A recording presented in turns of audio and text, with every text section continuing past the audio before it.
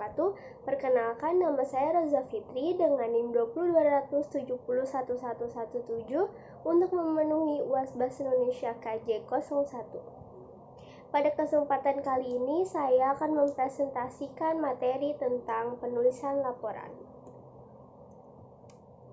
Pengertian dari penulisan laporan. Laporan merupakan satu bentuk informasi yang diberikan oleh seseorang untuk mempertanggungjawabkan sesuatu atau sebuah kegiatan yang dilakukan kepada orang lain atau suatu badan.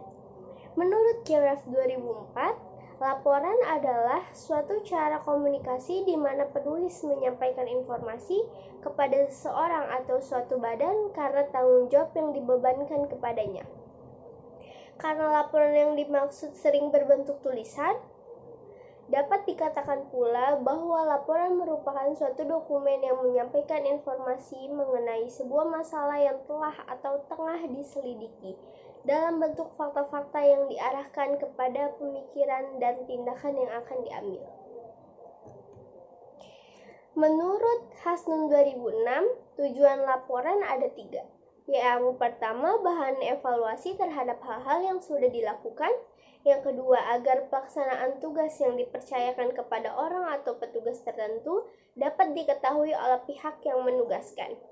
Yang ketiga, sebagai pertanggungjawaban terhadap tugas yang diberikan kepada pihak yang memberi tugas. Laporan juga memiliki fungsi, yaitu menurut Pratiwi 2013 yang menjelaskan tentang fungsi laporan sebagai berikut. Yang pertama, penyampaian informasi. Laporan merupakan sumber informasi bagi penerima laporan dalam rangka menyelesaikan tugasnya. Yang kedua, yaitu pertanggungjawaban dan pengawasan laporan. Merupakan suatu pertanggungjawaban dari seseorang pejabat atau petugas kepada atasannya, sesuai dengan tugas dan fungsi yang dibebankan kepadanya. Dari laporan itu, seseorang atasan akan meneliti tentang pelaksanaan tugas dan fungsi oleh pejabat yang bersangkutan. Yang ketiga, ada bahan pengambilan keputusan untuk keperluan pengambilan keputusan seorang pimpinan yang memerlukan data atau informasi yang berhubungan dengan keputusan yang akan diambil. Yang terakhir, ada alat pembina kerjasama, yaitu laporan dapat berperan sebagai salah satu untuk membina kerjasama atau saling tukar informasi, saling pengertian, dan koordinasi antara atasan dengan bawahan sangat mendukung kerjasama yang baik. Selanjutnya, ciri-ciri laporan yang baik. Yang pertama yaitu memiliki bahasa yang formal, yakni yang dimaksud adalah bahasa yang digunakan dalam membuat laporan haruslah menggunakan bahasa yang formal, jelas, baik, dan juga harus teratur. Laporan yang baik dan benar tentu saja menggunakan bahasa yang formal atau menggunakan kata baku dan sesuai dengan kaidah penulisan yang terdapat dalam EYD. Yang kedua yaitu bersifat objektif, yakni yang dimaksud pernyataan yang dibuat dalam sebuah laporan harus berdasarkan fakta dan kenyataan. Yang ketiga, bersifat sistematis. Penulisan judul, subjudul, dan sebagainya disusun teratur dengan perencanaan yang baik. Selanjutnya, memiliki pembacanya yaitu tertentu. Laporan yang dibuat yaitu atas permintaan pihak tertentu dan berdasarkan bidang tertentu, dan tentunya dibaca dan ditujukan untuk pembaca yang khusus. Contohnya adalah laporan keuangan perusahaan yang tentu saja ditujukan, kemudian dipublikasikan hanya pada direktur keuangan atau bagian keuangan pada perusahaan tersebut. Selanjutnya, yang terakhir, dibuat atas sesuai dengan permintaan. Laporan biasanya ditulis atas permintaan dari pihak tertentu. Laporan tersebut dibuat untuk menjadi bahan pertanggungjawaban mengenai suatu tugas yang sudah dilakukan. Selanjutnya, ada jenis laporan. Ada 7 jenis laporan beserta contohnya. Yang pertama, yaitu laporan yang berbentuk formulir isian. Contohnya adalah laporan hasil belajar mengajar. Yang kedua, laporan yang berbentuk surat. Contohnya yaitu laporan surat kepolisian. Yang ketiga, laporan yang berbentuk memorandum atau memo, yaitu sebagai contoh laporan kepala sekolah untuk wali kelas. Yang keempat, laporan perkembangan dan laporan keadaan. Contohnya adalah laporan perkembangan bayi di rumah sakit. Yang kelima, laporan berkala, contohnya laporan pertengahan tahun. Yang keenam, laporan laboratoris atau laboratorium, contohnya laporan kegiatan ilmiah. Yang terakhir, laporan formal dan semi formal, contohnya laporan kantor. Menurut Kementerian Pendidikan dan Kebudayaan 2013, ada 3 struktur teks laporan hasil observasi yang masuk ke dalam bagian sistematika laporan. Yang pertama yaitu definisi umum. Definisi umum dalam pengembangan paragrafnya berisi pengertian tentang sesuatu yang akan dibahas. Definisi umum juga bisa sebagai bagian pembuka dalam sebuah teks laporan hasil observasi. Selanjutnya ada deskripsi bagian. Deskripsi bagian merupakan isi dari teks laporan hasil observasi. Deskripsi bagian berisi gambaran tentang sesuatu secara rinci.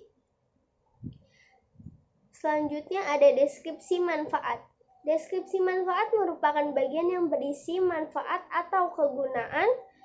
Deskripsi manfaat menjadi bagian penutup dari teks laporan hasil observasi. Selanjutnya ada langkah-langkah menulis laporan. Menurut Wiyanto dan kawan-kawan, tahun 2005 ia menyebutkan langkah-langkah penulisan hasil laporan observasi. Yang pertama, melakukan kegiatan observasi.